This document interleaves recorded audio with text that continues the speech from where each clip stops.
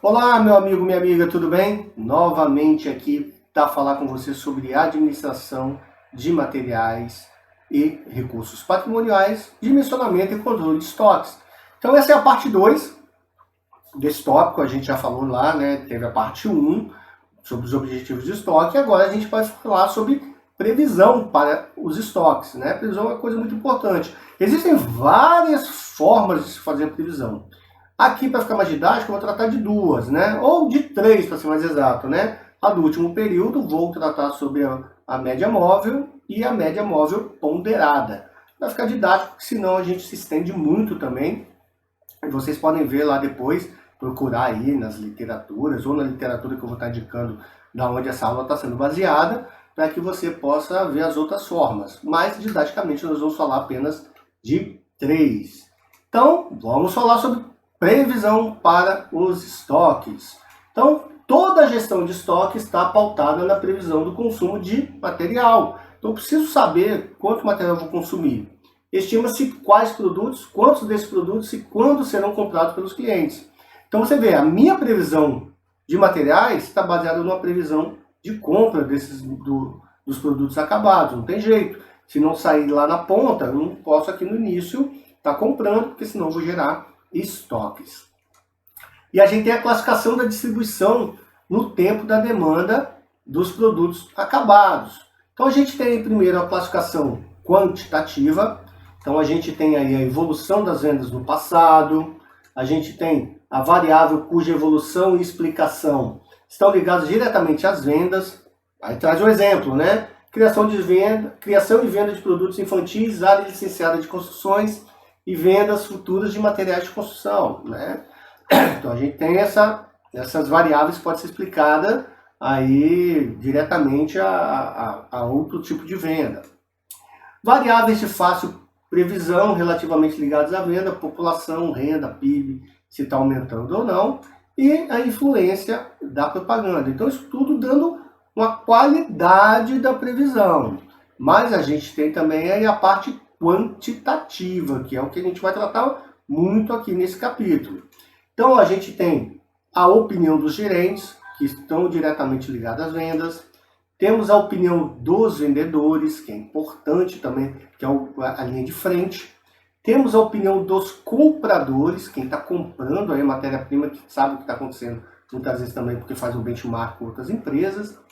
Temos ainda a pesquisa de mercado, que é importante para saber. Hoje em dia isso tudo ficou muito mais fácil de descobrir, porque a internet facilitou muito a nossa vida aí, tá? Mas ainda é importante a gente saber como que faz, porque vai que um dia dá um novo bug da década, né? Não teve bug do milênio, vai que tem da década. Então a gente é importante saber o que está sendo feito para não que a gente se depara com um problema e falar assim, eu sei o que está acontecendo por trás.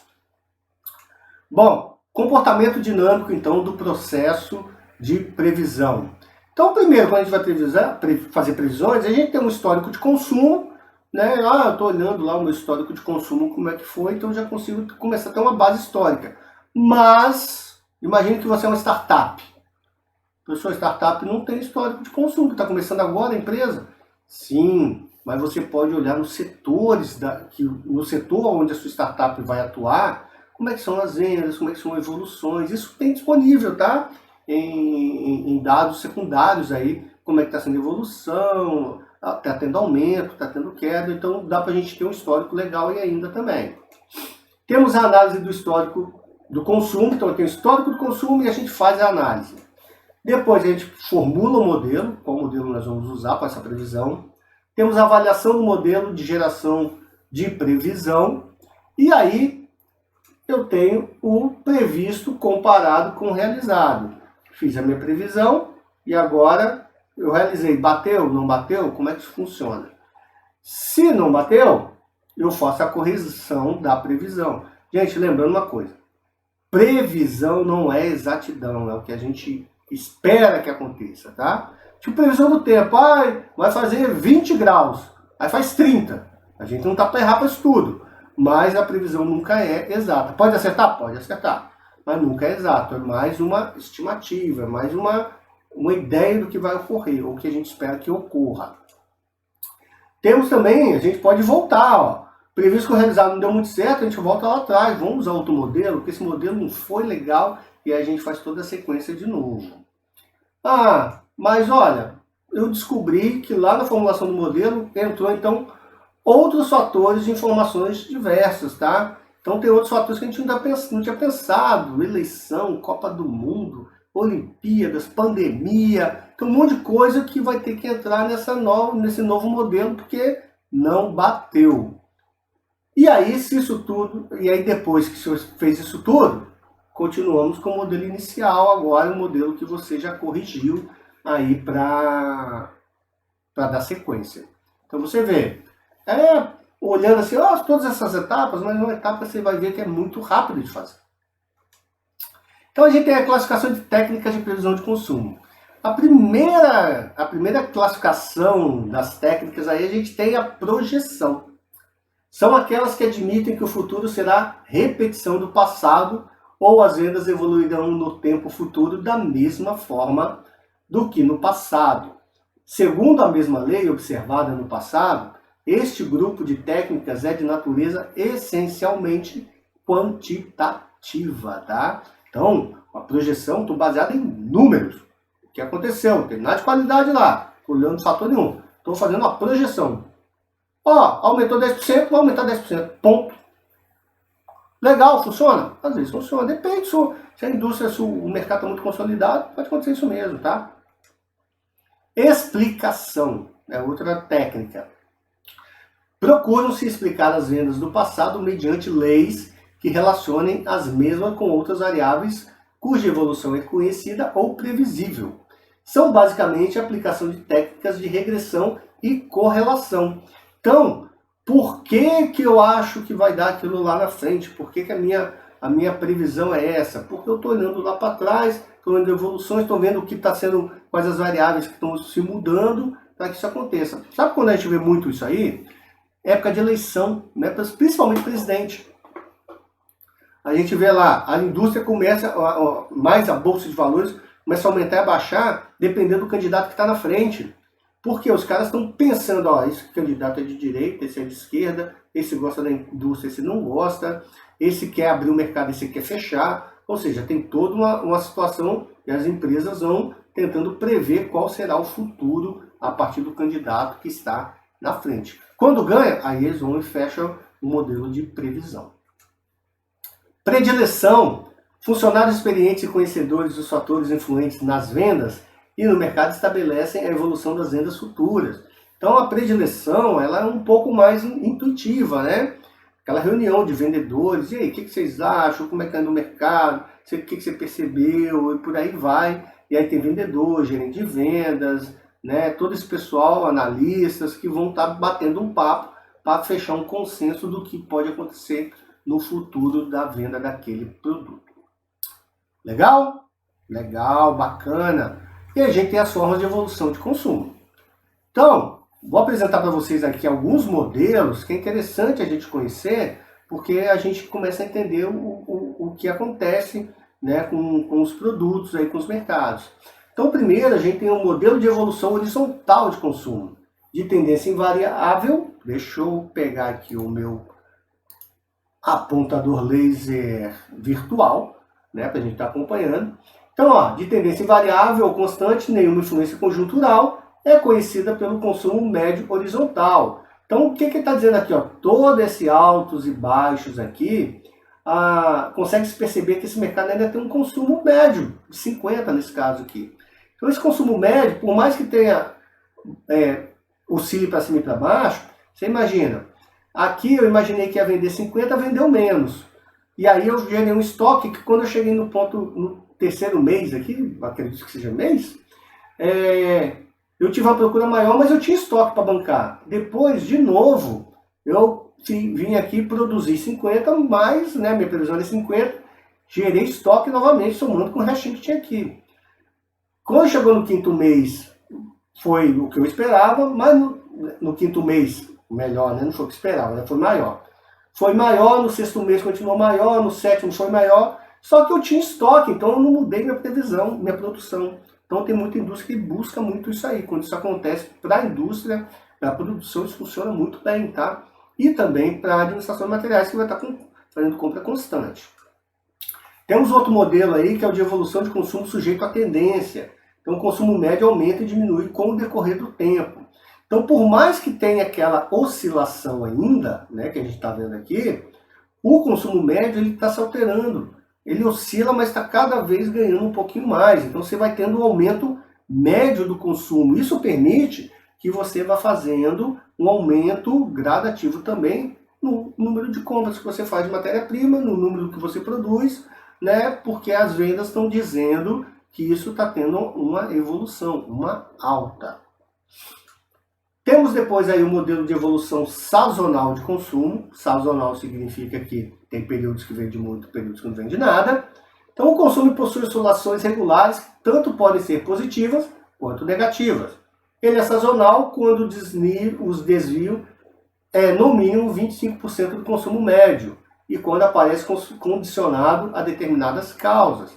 Então a gente tem aqui, ó, de novo 50 aqui, né, que seria um consumo médio, e a gente tem aqui a sazonalidade, né, quando ela pega, vem aqui embaixo aqui nesse mês e aí a venda foi muito baixa, depois ela volta para uma média estimada, depois ela tem outro pico de sazonalidade aqui em cima, depois eu venho trago de novo para dentro de uma média considerada aqui dentro, que seria 75 ou 25 de consumo.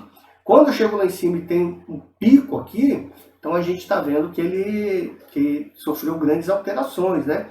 Só por curiosidade, tá? Se fosse aqui, ó, 1, 2, 3, 4, 5, mês 5, maio, o que poderia ter aqui? Dia das Mães. E aí eu tive lá um pico sazonal das minhas vendas? Pode acontecer. Junho, julho, agosto, setembro. Ah, pode ser um material que seja bom para o frio, vinhos, por exemplo. Então eu tenho um pico sazonal de vinhos lá, e aí eu tenho que ter uma produção aqui, né? Porque manter uma certa produção, porque talvez eu não teria indústria para fazer de uma vez isso aí, né? Acontece muito com chocolates isso aí. Ah, depois eu tenho aqui julho, agosto, setembro, outubro, novembro, dezembro, né? Dezembro, novembro, outubro. Aí eu tenho uma baixa aqui, depois eu subo de novo. Então, você vê que por mais que tenha uma variação, você ainda tem um consumo médio, você espera que esteja dentro de uma escala de mais ou menos 25%. Bom, tem mais? Tem mais. Tem as combinações dos modelos de evolução do consumo. Então, ó, podem ocorrer combinações dos diversos modelos de evolução de consumo. Pode-se verificar isso de maneira mais evidente quando se acompanha a linha de vida do produto. Então, lembrando aí, né, gente, linha de vida do produto é aquela: introdução, crescimento, maturidade e declínio. Então você pode ter aqui, ó, a partir do momento que você introduz o produto, né, você tem aqui um crescimento dele, né, uma evolução crescente, que quando ele alcança lá, né, que é introdução e crescimento, quando ele alcança lá a maturidade, ele tem uma evolução horizontal, né, normal, que tem uma estabilização, e a partir do momento que aquele produto vai perdendo de ser novidade, você entra na fase de retirada de fabricação, evolução decrescente. Ou seja, você começa a comprar cada vez menos para fazer aquele produto, porque o pessoal não está querendo mais, está querendo coisas novas. E aí ele vem até o declínio. Então isso explica também aquele ciclo de vida do produto que a gente vê tanto falar aí, tá? Bom, professor, tem mais? Claro que tem mais. Temos os fatores que podem alterar o comportamento do produto, do comportamento do consumo do produto, né? Então a gente tem influências políticas, temos influências conjunturais, política, economia, crises e por aí vão, crises de outros países muitas vezes. Influências sazonais, ou seja, né, no verão vende picolé, cerveja, mas no inverno não vende nada disso. Alterações no comportamento dos clientes. Ah, deu uma pandemia, os clientes agora estão dentro de casa, o padrão de consumo mudou, né, o que está se consumindo. Inovações técnicas. Ah, chegou sempre me ocorre essa inovação. A gente ia lá o pau de selfie. Hoje em dia você tem celular que com o comprimento do braço ele consegue pegar as câmeras ficaram mais amplas, né? E aí você aposenta o pau de selfie lá também.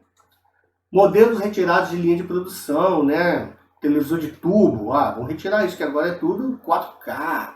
LCD não, né? LED, por aí vai. Alterações da produção, né? A produção está se alterando de acordo com... Ela está produzindo menos ou está produzindo mais. Preços competitivos dos concorrentes. Os concorrentes estão inovando e o preço deles está caindo, então o consumo do meu produto está se deixando, né? O pessoal não está comprando tanto. E aí, uma das razões, às vezes, para a alteração da produção. Bom, e aí a gente tem a apuração do consumo. Bom, na alteração do consumo, a gente tem, a gente pode medir o consumo após a entrada do pedido. Somente possível nos casos de prazo de fornecimento suficientemente longo. Então, eu posso fazer a apuração de como está consumindo após a entrada do pedido, mas para produtos que eu tenha prazo para entregar. Também tem os métodos estatísticos. Trata-se dos métodos mais utilizados. Calculam-se as previsões através de valores do passado, ou seja, de dados obtidos anteriormente, lá daquele histórico que você já tem, ou se você não tem histórico, do histórico do segmento que você está buscando. E aí a gente vai ver alguns métodos. Nós vamos focar um pouco mais nesse método estatístico aqui, mas nada impede de você fazer os dois simultaneamente, tá, gente? Até muito pelo contrário, é bom fazer simultaneamente, que você vai vendo a acertabilidade de cada método. Bom, então o primeiro método aí é o do último período. Gente, é o mais fácil. Olha só. Este modelo mais simples e sem base matemática consiste em utilizar como previsão para o período seguinte o valor ocorrido no período anterior. Se colocarmos em um gráfico os valores ocorridos nas previsões, obteremos duas curvas exatamente iguais, porém deslocadas em um período de tempo. Imagina, estou fazendo a previsão de 3 em 3 meses. Vou fazer pelo último período. Trabalhei 3 meses e vendi 100. Qual a minha previsão para os próximos 3 meses? 100. E depois eu chego mais 3 meses. Qual a previsão? 100. 100, 100, 100, 100, 100. Ah, previ 100. Vendi 120. Pô, bacana. Qual a previsão para o próximo? 120. Porque eu já tenho esse dado, então vai ser 120. Ah, vendi 140. Qual é para o outro? Ah, 140. E para o outro? É 60. Aí é 140, vem de 60. Qual vai ser para o outro? 60. Ou seja, base matemática praticamente zero, só repetindo o que aconteceu no período anterior. Muito simples, né? Isso aí é coisa de criança. Mas temos outros métodos aí, que é mais interessante, o método da média móvel. Então, é uma extensão do anterior, em que a previsão para o próximo período é obtida calculando-se a média dos valores de consumo nos N períodos anteriores. A previsão gerada por esse modelo é geralmente menor que os valores ocorridos se o padrão de consumo for crescente. Inversamente, será maior se o padrão de consumo for decrescente. Se N for muito grande, a reação da previsão diante dos valores atuais será muito lenta. Inversamente, se N for pequeno, a relação será muito rápida. A escolha do valor de N é arbitrária e experimental, ou seja, depende de você. Depende do feeling de quem está fazendo a previsão. Então vamos lá, tem uma formulazinha para isso, tá? Muito simples, por sinal. Consumo médio vai ser igual ao consumo 1, consumo 2, consumo 3, consumo N, quantos você quiser ou quantos você tiver, dividido pelo número de consumos. E aí eu tenho, então, C é meu consumo médio, e o C é o consumo dos períodos, e o N é o número de pedidos que você vai estar fazendo. Professor, tem desvantagem fazer isso aí? Esse método é legal? Como é que funciona? Tem desvantagem, sim, senhor. Primeiro, as médias móveis podem gerar movimentos cíclicos, ou seja, de períodos em períodos ela pode ter uma curva, vou mostrar para você, cíclica, né? Que ela se altera ao longo do tempo, ou de outra natureza não existente nos dados originais. As médias móveis são afetadas pelos valores extremos. Isso pode ser superado utilizando a média móvel ponderada com pesos apropriados, que é o que a gente vai ver daqui a pouquinho. Segura aí. As observações mais antigas têm o mesmo peso que as atuais, isto é, 1 dividido por N. E é o que a média ponderada vem dar uma correção. exige a manutenção de um número muito grande de dados.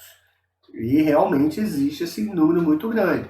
Eu trabalhava com previsibilidade durante um bom tempo da minha vida e a gente tinha linhas e linhas de valores de dados e depois a gente ia juntando esses dados e fazendo ponderações, porque senão ficavam enormes de se trabalhar. Era quase impossível, mesmo com o computador. É aquela planilha velha, boa planilha de Excel, que você dava um enter, ia tomar café, ia dar uma volta, ia no banheiro, quando você voltava ela terminava de calcular. Então não dava para ser assim sempre, né?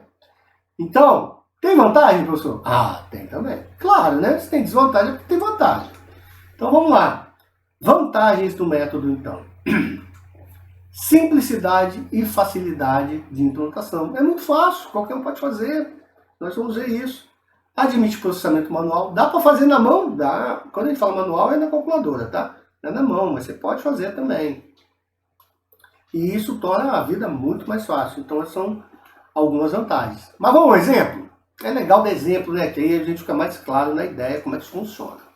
Bom, então a gente tem um exemplo 1 aí.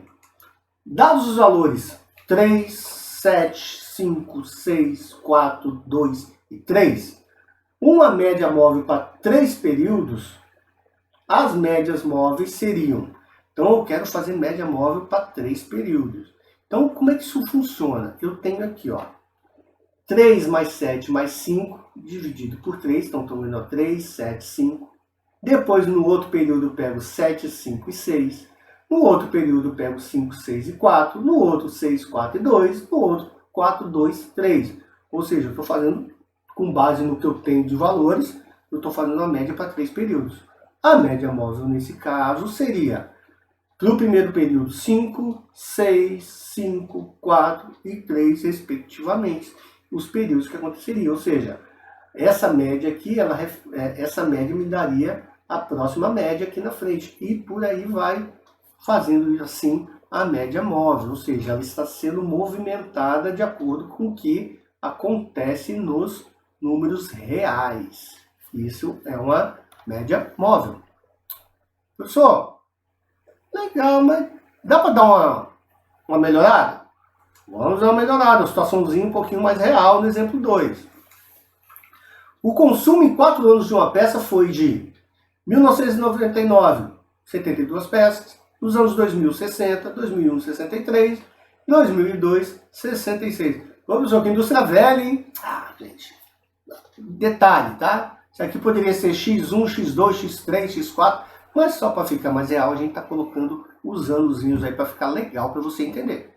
Bom, qual deverá ser o consumo previsto para 2003, utilizando-se o método da média móvel, com um N igual a 3, ou seja, ele está me dizendo, eu faço a média móvel usando os 3 últimos períodos. Dá para fazer? Pô, moleza de criança. Temos lá os últimos períodos, 60, 63 e 66. Eu vou somar os 3 e dividir pelos números de períodos que eu estou querendo saber. E aí eu vou encontrar que em 2003, se continuasse a tabela, eu ia ter 63. Olha só que legal. De 66 eu tive aumento, olha só como é que é importante. 2000 eu aumentei, então eu tive aqui 63.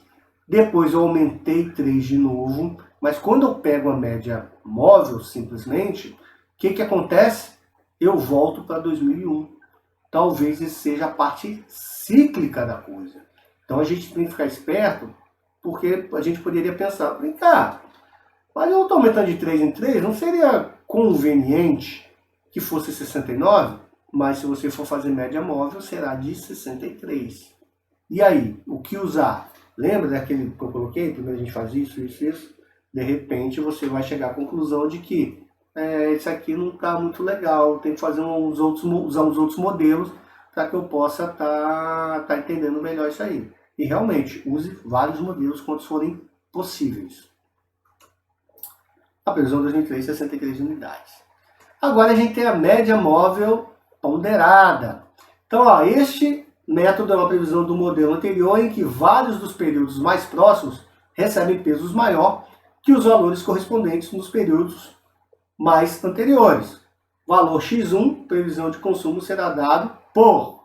Então a gente tem uma formulazinha aqui, aquela fórmula matemática que todo mundo fala assim, meu Deus! Então eu tenho lá o consumo vezes um peso, e aí eu divido pelo número de consumo. Isso mesmo, é isso que quer dizer a fórmula. Então a gente tem C, o peso dado ao item I, enésimo valor, e NC1 igual a NI, que é igual a 1. Que raio é esse? Matemática, professor, doído, hein? Não, não é não. Olha só como é que o exemplo facilita a sua vida. Gente, eu estou aqui para facilitar a sua vida, tá? A ideia é essa, mas vamos lá. Então, ó, no exemplo citado anteriormente, né, determine o consumo previsto para 2003 utilizando o método da média móvel ponderada com os seguintes pesos. Então, lá naquele exemplo, eu só tinha aqui, ó, 99,72, 2060, 2063, 2002, 66. E aí, isso aqui, lembrando que é você que vai determinar, ele foi lá e falou assim, ó, vou colocar pesos aqui, ó, eu tenho, para 99 o peso é 50%, para 2025, para 2020, para 2002 é só 5% da minha representação. Isso é o que eu estou dizendo, é o que me interessa aqui. E aí a gente tem, então, os determinados valores fazendo lá o N igual a 3 novamente, tá? Igual ao exercício anterior. A gente vai ter que 60 vezes 1,25, lembrem-se que está lá, né? 25% também pode ser dividido por, pode ser expresso como 0,25. Lembre-se que o 1 é da fórmula. Então, 1,25 mais 63 vezes 1,2, 66 vezes 1,05. Só por que tem esse 1 aí? Porque senão você ia pegar só uma fração do que você está querendo medir. E você está querendo medir o todo mais o peso de 25%, dividido por 3. E aí a gente alcançaria 73,3%. Olha só, a previsão para 2003 seria de 73 unidades. Lembre-se que lá no outro deu 63, média móvel pura. Média móvel ponderada aumentou para 73,3. E aí, o que está mais certo, o que está mais errado? Gente, no caso de previsão, vai depender muito do modelo que você vai usar, né? Tem outros modelos, como eu falei para vocês, que vocês podem estar usando aí tranquilamente para fazer esse tipo de previsão. Mas vai depender da sua indústria. Às vezes aqui na ponderada depende do peso que você está dando. Será que o peso está correto? Será que não está? Ou o peso é baseado em alguma variável ou não? Então você tem que olhar aquele período para poder chegar num valor comum, um valor que seja melhor para a sua empresa. Amigos, chegamos ao final dessa parte do capítulo, então, sobre dimensionamento e controle de estoques. Espero que você esteja gostando. Deixe seu comentário. É uma matéria que requer um certo grau de atenção, porque ela é muito acumulativa. Então, cada detalhe que você perder aqui, pode ser que você tenha que voltar e ver um vídeo lá para trás. Legal, porque os vídeos vão ficar todos disponíveis, você pode acessar a qualquer momento, no momento que você achar melhor, tá? Eu tenho alguns relatos aí do pessoal, às 3 horas da noite ela vai fazer, eu fui ver seus vídeos lá, professor. Gente, bacana. Precisa ser 3 horas da manhã, mas se fosse esse único momento que você tem para estudar, estude. É a única coisa que ninguém vai tirar de você na vida. Fica aqui o meu abraço, espero você na parte 3, tá? Não deixe de acompanhar, porque a estrada é longa e a gente vai seguindo daqui. Abraço, tchau, tchau.